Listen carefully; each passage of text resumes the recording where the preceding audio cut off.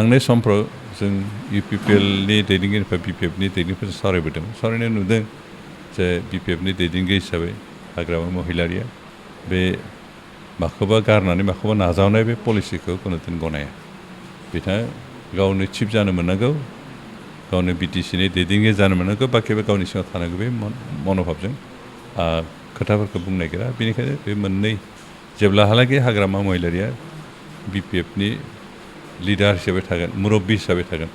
अब्लाहालागै UPPL आरो बिपिएफनि गेजेराव गोरोबलायनाय कुनुदिन फैनाय नङा आरो ज' खामानि मावनो हानाय परिबेक फैनाय नङा ओरैनो राजनितिक हान्जाफोरनि थांखियानो जाबाय सरकार दानाय दा बिजेपिया राजनितिक पार्टि हिसाबै सरकार दानो लुगैनायाथ' थाखागोन खिन्थु लुगैबानो नाजाबानोथ' साक्सेस जाया कारण गणतन्त्र सरकार दानाय दायया रायजो राजानि मदद खालामनाय खालामैनि सायावसो निर्भर खालामो दा रायजोफ्रा जुदि बिथांमोनखौ मदद खालामो हयथ' जाफुंनो हागौ जों जेनेबा दानो मोना होननानैथ' बुंनो हाया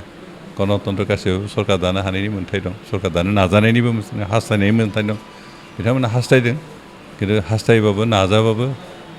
जाफुङैया रायजो राजानि मतामतनि सायावसो कारण रायजोफ्रा जुदि मदद खालामो मेजरिटि देरहाहोयो अब्लासो सरकार दानो हागोन थांनाय समाव नुदों जे बिथांमोनखौ सरकारा मावगोन रायजोफ्रा मेजरिटि होआखिसै बेनिखायनो सरकार दानो हायाखै एबारबो जों आसा खालामदों जोंहा मोनसे फोथायनाय दा रायजो राजाफोरनि गेजेराव बिटिआरनि रायजो राजाफोरनि गेजेराव जे बिजेपिखौ मेजरिटि देरहानायाव रायजो राजाफ्रा मदद खालामनाय नङा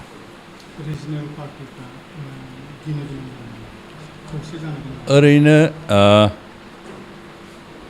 आसामनि गुबुन गुबुन ओनसोलनि हिस्ट्रिखौ नायबा जों बेखौनो नुदों जे नेसनेल पार्टिफ्रा अरायबो रिजनेल पार्टिखौ फोजोबस्रांनो नाजायो आरो बे नाजानाया बिजेपियाबो थाखागोन बिथांमोना कार्बि आंलंआव रिजनेल पार्टिखौ फोजोबस्रांबाय डिमा हासावबो फोजोबस्रांबाय दिनै बिटिआर ओनसोलावबो एसे नाजानाया बिथांमोना थागोन दा बेखौ खुला खुलि हयथ' बे दिन्थियाखै हयथ' आन्दोजों स्रोदै बिथांमोना नाजानाया थाखागोन दा बे नाजानायखौ जाफुंसार होनोबो नाजागोन बिथांमोना बे हास्थायनायखौ मोगथां महर मोनहोनोबो दा बेवहाय बिनि बेरेखायै जों बेसेबांखिनि स्टेन्ड होनो हायो रायजो राजाफोरनि गेजेराव जों बेसेबां हाबनो हायो रायजोखौ बेसेबां बुजायनो हायो रायजोखौ जोंनि प्रति बेसेबां गोख्रों खालामना लाखिनो हायो बिनि सायाव निर्भर खालामगोन बेनिखायनो बेफोर खोथाखौ सिन्था खालामनो जों जोंनि स्ट्रेटेजि जोंनि पलिसिफोरखौ जों नाजाबाय थादों जोंहा रिजनेल पार्टि हिसाबै हाग्रामा महिलारिनि बिपिएफ थाबाय इउपिपिएल थाबाय आरो हयथ' बिदिनो फिसा फिला थाबावनोबो हागौ दा बे पार्टिफ्रा ओरैनो जास्ट पलिटिकेल पावारनि थाखायल' नाजायालासेनो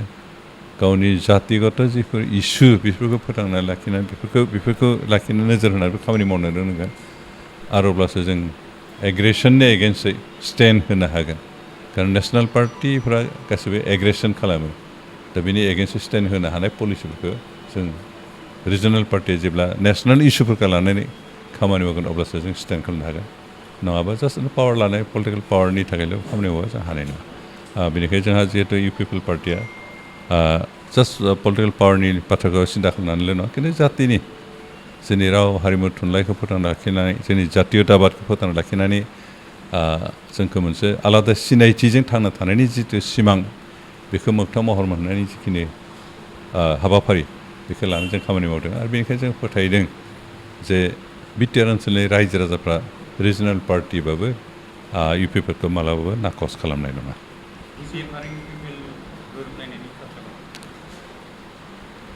बिपिएफ आरो इउपिपिएलनि गेजेराव गोरोबलायनायनि बाथ्राया जाबाय बे मोननै दोलोनि दैदेनगिरिफोरनि एराधारा जिथु मन'भाब मोननै राजखान्थि हान्जाया गोरोबलायनाय खामानि मावनांगौबा बे राजखान्थिनि हान्जानि जिथु निति आरो आदर्श बेथ' एसे फाराग थाखायो खिन्थु फाराग थाब्लाबो बबेखौबा गारनानै बबेखौबा नाजावनाय बे मोनसे मेन्टेलिटिया दैदेनगिरिफोरा थानांगोन आरो बेबायदि थायोबासो जों बे रिजनेल पार्टियानो जा नेसनेल पार्टियानो जा पार्टिफोरनि गेजेराव गोरोबलायनाय खामानि मावनो हायो दा जों नुदों जा बेखे बिपिएफ आरो